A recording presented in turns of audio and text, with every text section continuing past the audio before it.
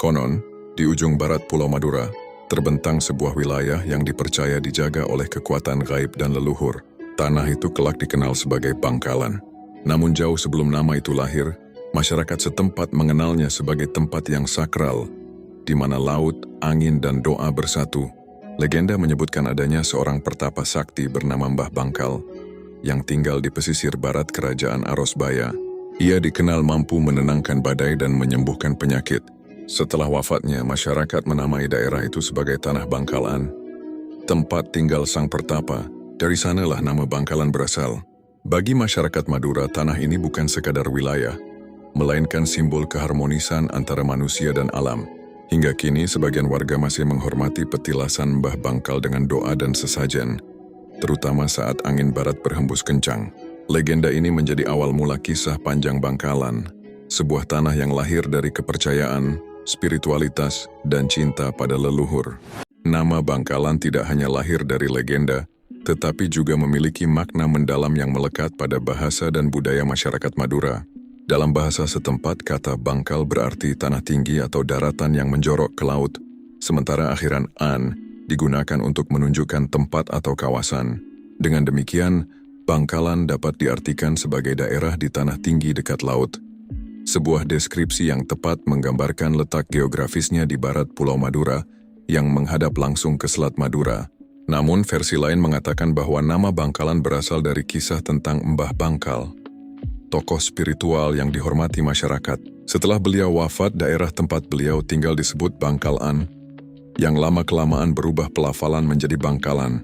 Dalam kepercayaan masyarakat, nama tersebut tidak boleh diucapkan sembarangan, karena dipercaya mengandung kekuatan gaib yang melindungi wilayah tersebut. Masyarakat meyakini bahwa penyebutan nama Bangkalan juga mengandung doa agar wilayah ini selalu mangkal. Sebuah istilah lokal yang berarti kuat, kokoh, dan tidak mudah goyah.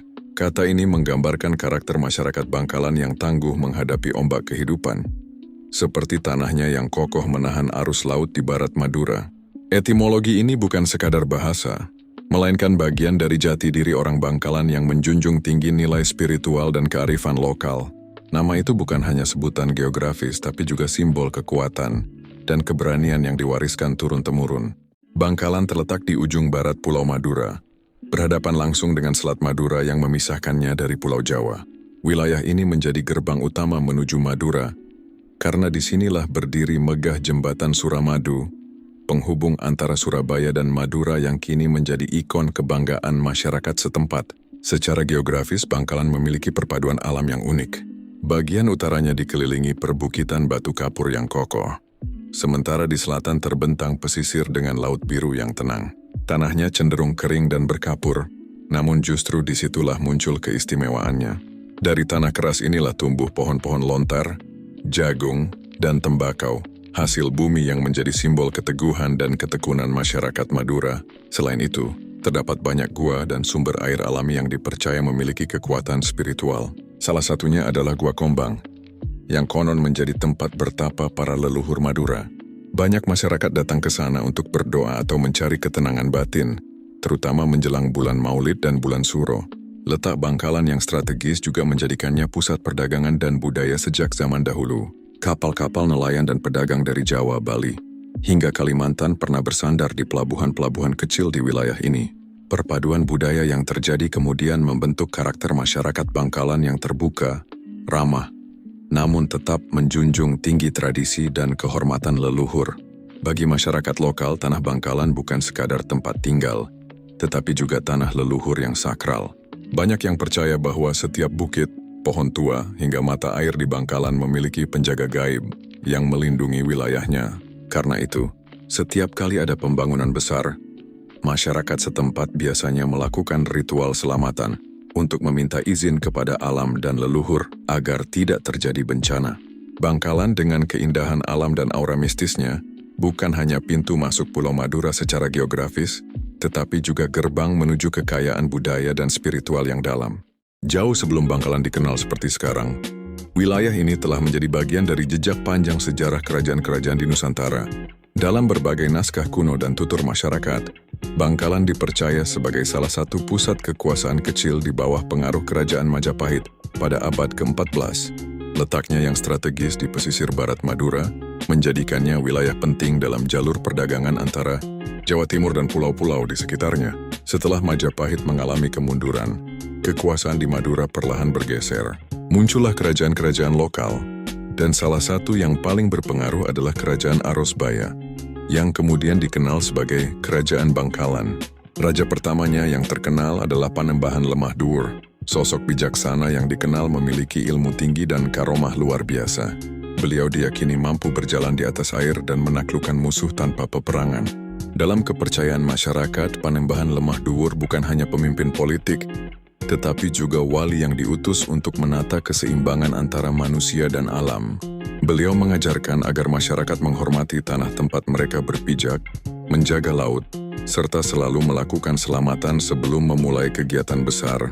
Masa kerajaan di Bangkalan juga dikenal dengan kemakmuran hasil bumi dan lautnya. Nelayan, petani garam, dan pengrajin tembakau menjadi tulang punggung ekonomi kerajaan. Selain itu, hubungan antar wilayah sangat kuat. Banyak pedagang dari Gresik, Surabaya, dan bahkan Makassar yang datang membawa barang dagangan dan kebudayaan baru, memperkaya kehidupan masyarakat setempat. Namun tidak semua masa kerajaan berjalan damai. Setelah wafatnya Panembahan Lemah Duur, terjadi perebutan kekuasaan antar keturunan dan bangsawan, yang kemudian melemahkan kerajaan Bangkalan. Ketika itulah datang pengaruh dari luar, terutama dari bangsa Eropa yang mulai menjelajahi wilayah Nusantara. Masyarakat Bangkalan percaya bahwa masa kerajaan ini meninggalkan jejak spiritual yang kuat. Hingga kini, banyak tempat di Bangkalan yang dianggap sebagai tanah keramat, seperti makam Raja-Raja Arosbaya yang sering diziarahi. Mereka meyakini bahwa roh para raja masih menjaga tanah Madura dari malapetaka. Bangkalan pada masa itu bukan sekadar pusat pemerintahan, tetapi pusat kebijaksanaan, spiritualitas, dan kebudayaan yang menyatukan kekuatan manusia, alam, dan Tuhan.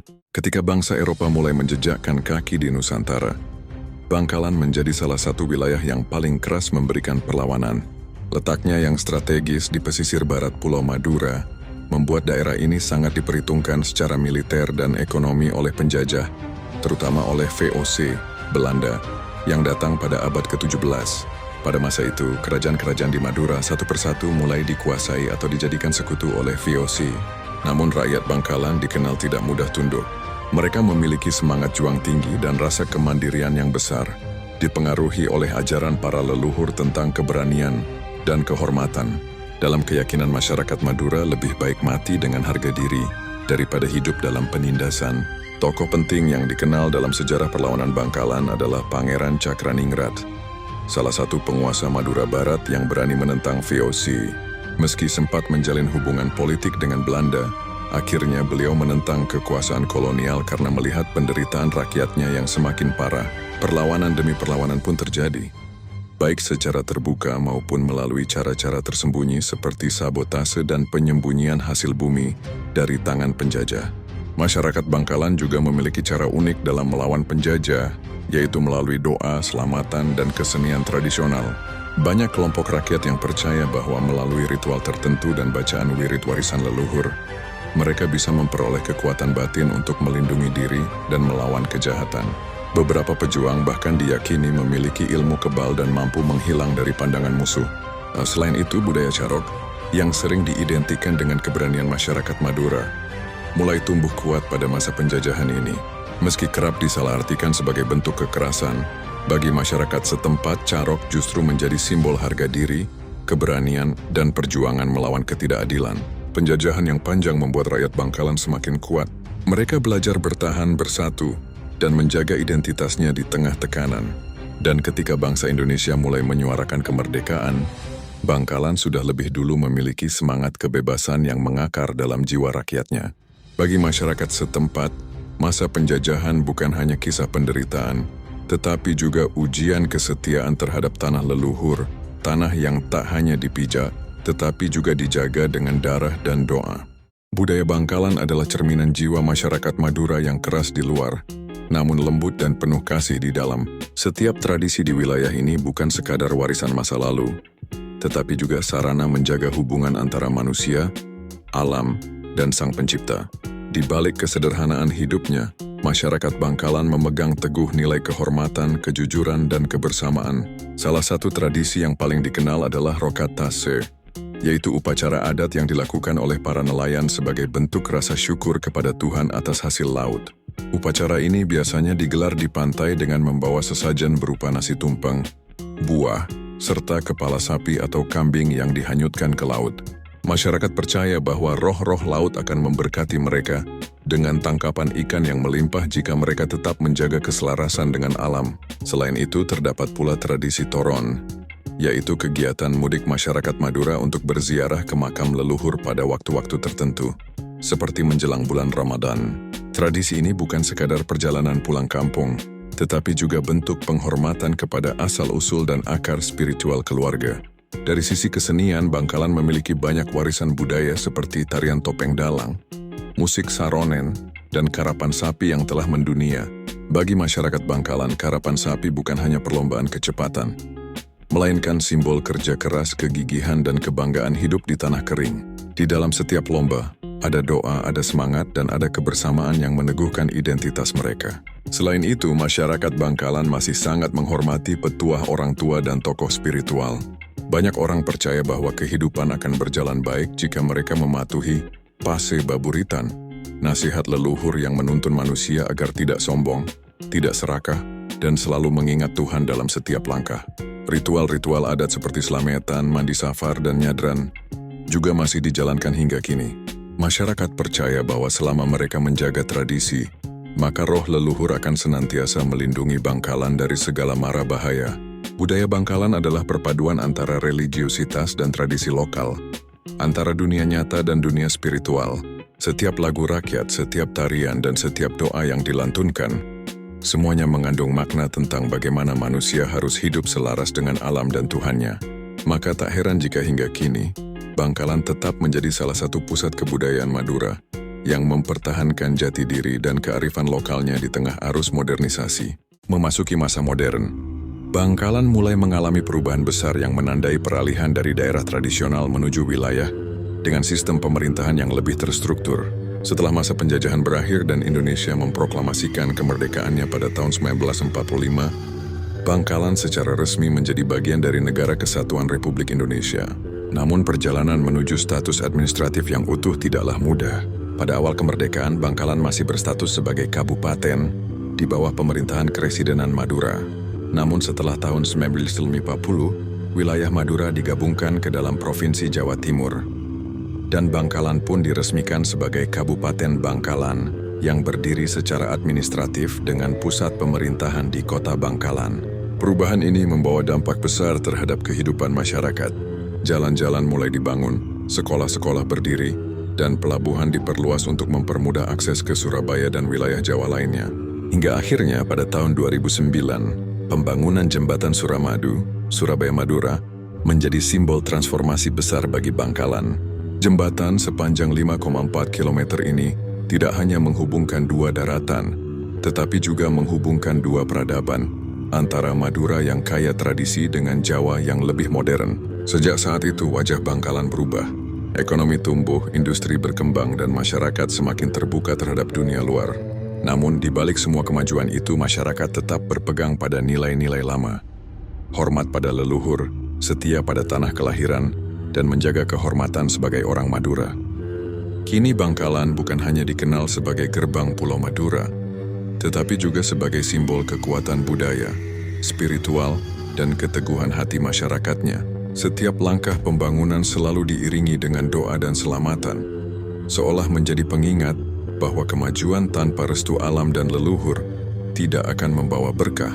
Dalam pandangan masyarakat, Bangkalan bukan hanya nama di peta administratif, tetapi tanah yang hidup dan bernapas bersama doa-doa penduduknya.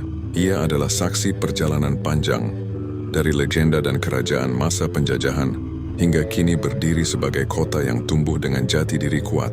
Dan di balik semua itu, masyarakat Bangkalan masih percaya satu hal, bahwa selama mereka menghormati asal-usul dan menjaga warisan leluhur, maka tanah Bangkalan akan selalu diberkahi cahaya dan kekuatan yang tak akan padam.